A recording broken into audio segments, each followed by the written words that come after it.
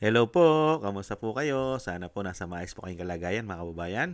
At tayo po magsama-sama magkomentuhan dito po sa Tambayang Makabayan. Magumpisa po tayo at i-congrats po natin at isa na naman pong karangalan sa ating bansa ang hatid po at ibinigay po ni Alex Iyala, isa pong tennis player at siya po'y nagwagi sa katatapos lang po ng Washington DC Final. Ito pong WTA.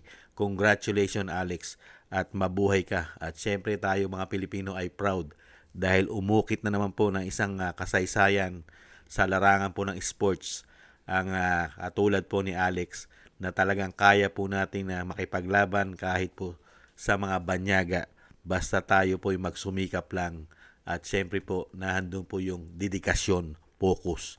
At ito po, batang-bata, si Alex ay nakakuha na po siya ng kanya pong championship at proud na proud po tayo. Panoorin po natin mga kababayan yung mga kaganapan po. And Pegula has got to try and find a way.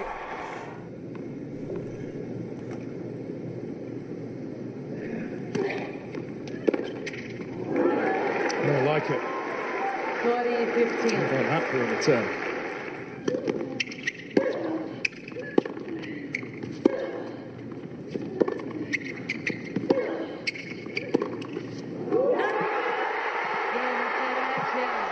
It's Ayala's magical moment. The moment she has dreamt of. A first ever tour title delivered in DC. 500 glory for this magical young Filipina. A final played over 2 days in tricky circumstances, but it's Ayala who dealt with it all much better. Pegula's dream of a second DC crown is dashed. It's been snatched from her ruthlessly.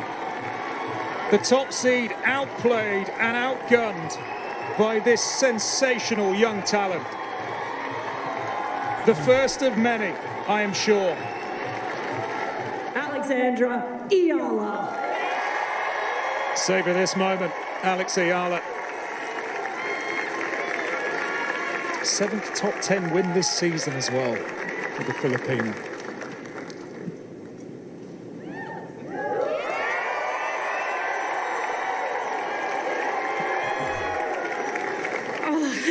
Good afternoon, everyone. Oh my gosh, where do I start? First of all, of course, first and foremost, congratulations, Jesse, for an amazing week, and you've had an amazing season.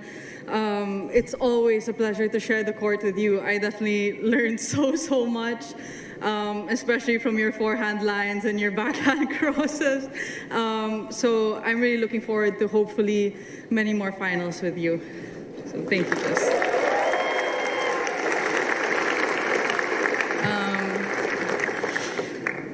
There's a long list of people I want to thank, and at the top of that list is my family, my mom, my dad, my brother, my team, Joanne, who's over there, Yuke and Sandro, thank you guys. They're my inner circle. They're the ones who are putting in the work every day with me, who make me feel like I'm not enduring alone or putting in the hard work alone, because I know they're right there with me. So thank you guys. Ito mga kababayan, nag-commercial lang po. Ano yun po natin? Konti. Yung kanya pong speech.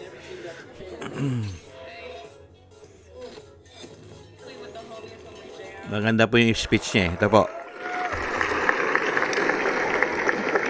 I want to thank the medical staff here and the WTA medical staff and the tournament medical staff for helping me throughout the week. I want to thank the tournament, Mark, and the sponsors, Mubadala, for such an accommodating week, an amazing tournament. And moving the final to Monday was no easy feat, but super memorable. So congratulations on a great tournament.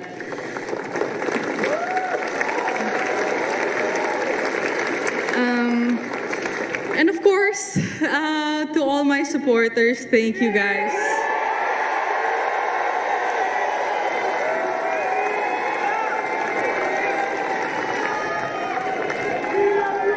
So thank you to all my supporters, especially the Filipino community here in DC and back home and wherever you are in the world. I really, guys, I feel all the love. Maraming salamat, mga kababayan. Maraming salamat.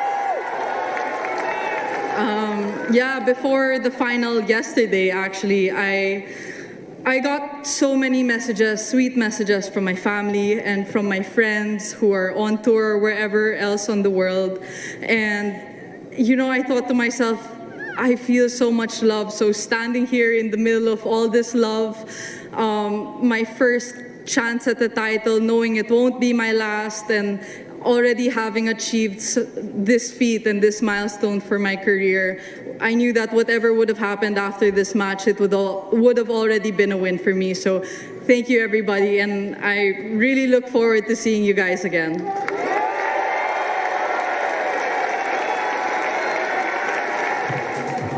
What a day. I mean, So, mga kababayan, talked about at the start. ang ating pong kababayan at tayo po'y proud na proud at sana po'y marami pang karangalan at championship ang ihatid po ni Alex Ayala po sa ating bansa dahil po siya ay batang-bata. At congrats din po sa kanya pong nakalaban na si Jessica Pegula. At alam naman po natin, mga kababayan, na na-postpone dahil po dapat po kahapon, nung linggo po sana yung final nila. Di po ba? Dahil na-postpone, dahil po nasa sa weather, dahil sa napakalakas pong ulan sa Washington DC. Kaya po na-postpone po ang final. Imbis po na Sunday ang championship sa Washington DC ay naging Monday po sa mga kababayan ang naging championship. Kaya talagang para sa kanya talaga itong championship. Talagang tadhana na meron pong isang Pilipina na kababayan po natin na si Alex Ayala ang magbibigay muli ng karangalan sa larangan po ng sports at tennis. First time po yan in the history na nagkaroon po tayo ng world-class player tennis na katulad po ni Alex Ayala na ngayon po ay meron na po siyang tropeyo, mga kababayan. At nakaka-proud dahil po ibang bansa. Hindi po ba? World Tour yan. At World Sport po yan. At syempre po, mga kababayan, at tayo po'y masaya dahil isa pong magandang eksperyensya. At syempre po, isa pong maganda po yan na para po sa ating mga susunod na mga sinasabing tennis player na po pwede na talagang ipanlaban at maging world class pagdating po sa sports na tennis ang ating bansa. Lalong-lalo po yung sinasabi po nga natin na kailangan lang po siyempre maaga po kasi kailangan pagka tennis, yung mga golf, tennis, mga basketball, boxing, hindi ba? Kailangan maaga pa lang, talaga nagte-train ka na dyan eh. Yan po ang napaka-importante dyan, yung training. At syempre yung suporta ng parents. Kailangan may suporta po ng parents yan.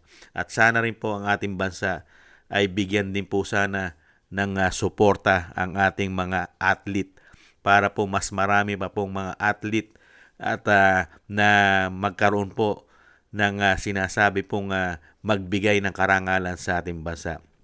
At syempre, dadagsa na rin po ang biyaya kay Alex Ayala.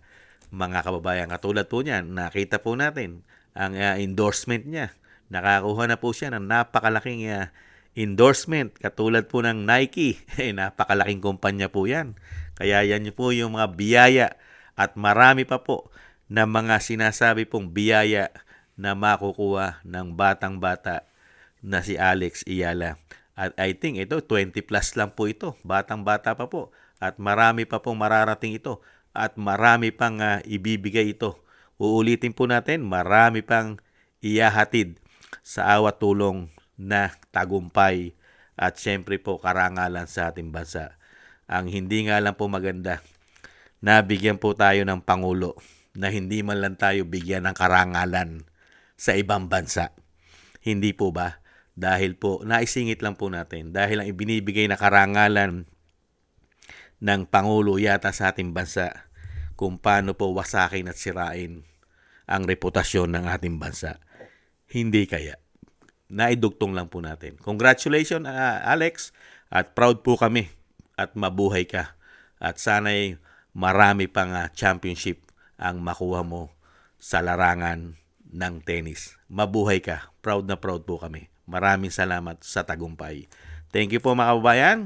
Maraming salamat po sa inyo. Thank you po. At syempre po, tayo po'y masaya dahil nagtagumpay na naman po sa larangan ng sports ang isang Pilipino. Talagang tayo po'y proud maging Pilipino. Maraming salamat po. Ingat-ingat po kayo. Bye-bye.